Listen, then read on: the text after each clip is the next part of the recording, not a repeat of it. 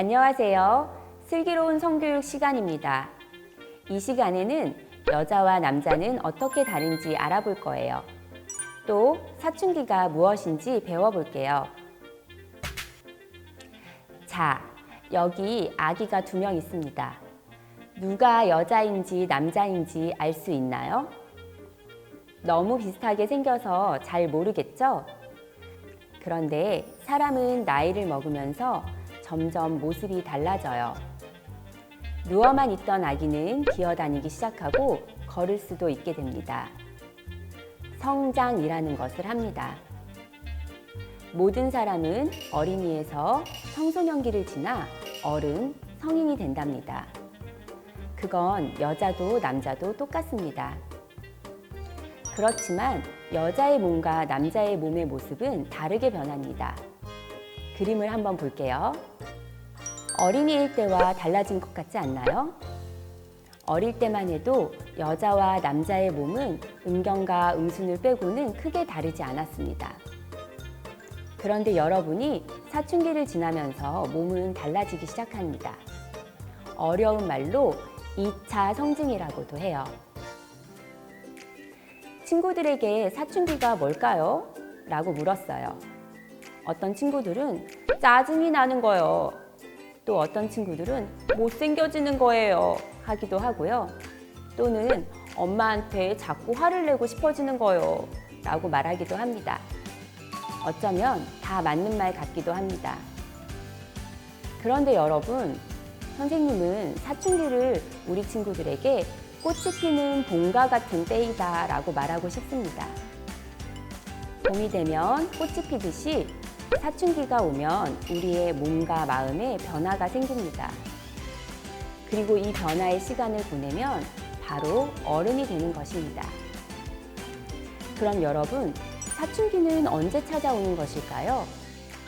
4학년이 되면 혹은 6학년이 되면 모두 맞습니다. 사춘기는 11살에서 17살 사이에 시작합니다. 사춘기 시기는 사람마다 조금씩 다릅니다. 그러니 아직 사춘기가 오지 않았다고 걱정할 필요도 없고 사춘기가 빨리 왔다고 당황할 필요도 없습니다. 모두 괜찮습니다. 사춘기가 되면 어린이의 몸에서 어른의 몸처럼 변해요. 이런 몸의 변화들은 왜 일어나는 걸까요?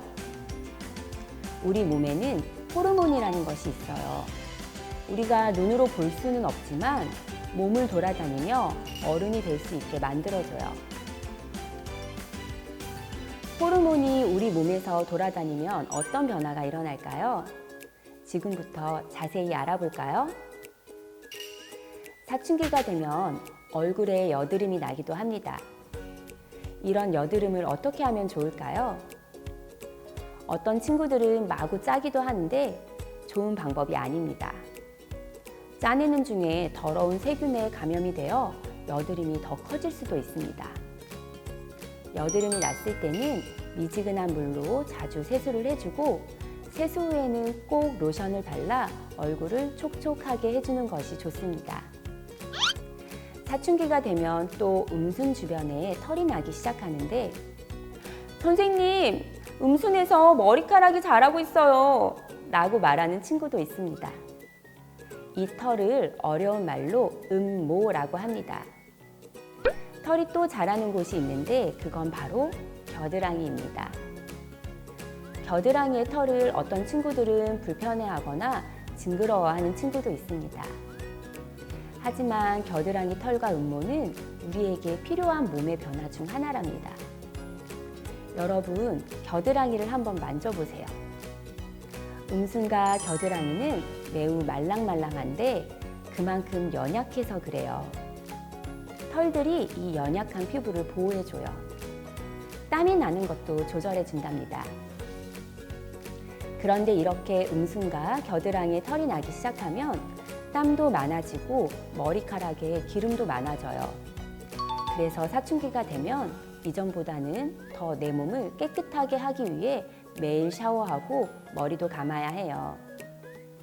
여자친구들은 가슴도 나오기 시작합니다. 남자친구들과는 다르게 가슴이 커지고 볼록해집니다. 이때는 가슴이 살짝만 스쳐도 아파서 깜짝 놀랄 수도 있습니다. 가슴이 나오기 시작하면 가슴을 보호해주기 위해 브레이지어라는 속옷을 입습니다. 브레이지어는 다양한 종류가 있어서 나에게 편한 것으로 선택해서 입을 수 있습니다. 하지만 브레이지어가 불편하다면 입지 않을 수도 있습니다. 가슴이 나오기 시작하면 생리도 하게 됩니다. 한 달에 한 번씩 음순 안쪽에 있는 질이라는 구멍에서 피가 나오는 게 생리예요. 생리를 한다는 건 임신할 수 있는 어른의 몸이 됐다는 신호입니다. 여자 몸속엔 자궁이 있어요. 임신을 하면 자궁 속에서 아기가 자라요. 아기가 잘 자라라고 자궁은 한 달에 한 번씩 벽을 두껍게 만들어요. 하지만 임신을 하지 않으면 두꺼운 자궁벽은 쓸모가 없어져요. 그래서 자궁은 남아있고 두꺼운 자궁벽만 피와 함께 몸 밖으로 떨어져 나와요. 이것을 생리라고 해요. 생리는 보통 25일에서 30일마다 한 번씩 해요. 그래서 한 달에 한 번씩 생리한다고 하는 거예요. 한 달에 한 번씩 하지 않는 경우도 있습니다. 그렇더라도 너무 걱정하지 마세요. 모두 정상적인 생리입니다. 그리고 생리를 할 땐 다양한 감정을 느껴요. 마음이 답답하기도 하고 짜증이 나기도 합니다. 아랫배, 허리, 음순 주변이 아프기도 해요. 이런 것들을 생리증후군이라고 해요. 너무 아프거나 생리에서 덩어리가 많이 나오면 병원에 가서 의사 선생님을 만나고 상담을 해보는 게 좋아요. 생리를 하게 되면 생리대라는 것이 필요합니다. 생리를 할 땐 꼭 생리대를 사용해요. 생리대는 생리피가 옷 밖으로 새어나오지 않게 해줍니다. 생리대는 아주 다양합니다. 일회용도 있고 헝겊, 천을 이용해 만든 것도 있습니다. 팬티에 붙이는 생리대도 있고 팬티처럼 입는 생리대도 있어요. 생리대의 모양과 크기는 조금씩 다릅니다. 생리는 보통 일주일 정도 합니다. 생리의 양이 많은 첫째 날과 둘째 날은 가장 큰 생리대를 사용하고 생리가 거의 안 나오는 마지막 날에는 작은 생리대를 사용해요. 생리의 양에 따라 생리대 크기를 바꿔가며 사용합니다. 생리대 중에는 탐폰이라는 생리대도 있습니다. 탐폰은 긴 막대 모양의 솜으로 되어 있어요. 이 막대 모양 솜을 질 안에 넣어 사용하는 게 탐폰입니다. 질은 오줌이 나오는 요도 아래에 있는 구멍이에요. 바로 이 질에서 생리피가 나오는 것입니다. 그리고 질 아래로는 똥을 누는 항문이 있어요. 탐폰 말고도 질 안에 넣어 사용할 수 있는 생리컵도 있습니다. 질 안에 넣어 사용하는 방법은 같지만 생리컵은 깨끗하게 헹구어서 다시 사용할 수 있습니다. 생리 팬티라는 것도 있는데 생리 팬티는 팬티처럼 입는 생리대예요. 생리 팬티는 엉덩이를 감싸주어서 생리가 밖으로 새어나오지 않아요. 그래서 편하게 사용할 수 있어요. 생리 팬티는 빨아서 다시 쓸 수 있습니다.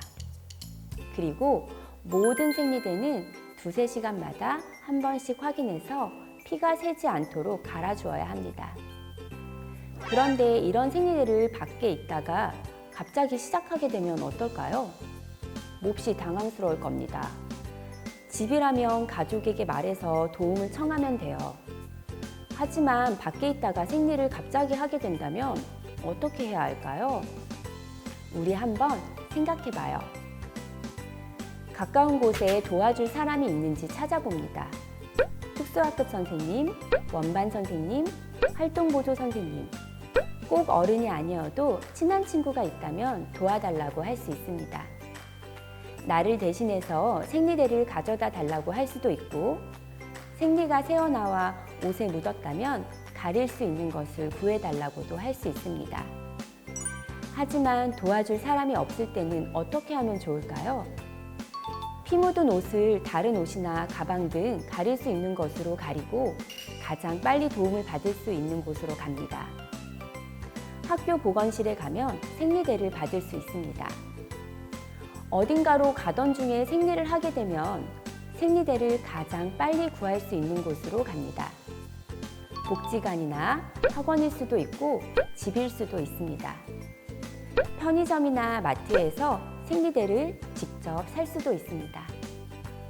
생리를 하는 동안은 따뜻한 물로 매일 음순을 씻어주는 게 좋습니다.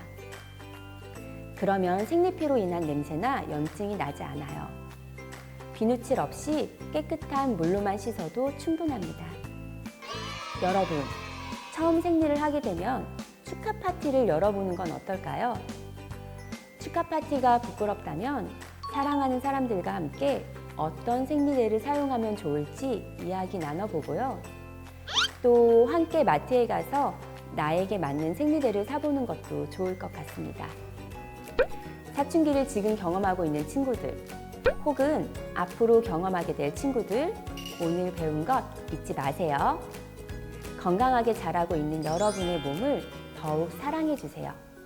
지금까지 슬기로운 성교육이었습니다. 모두 안녕!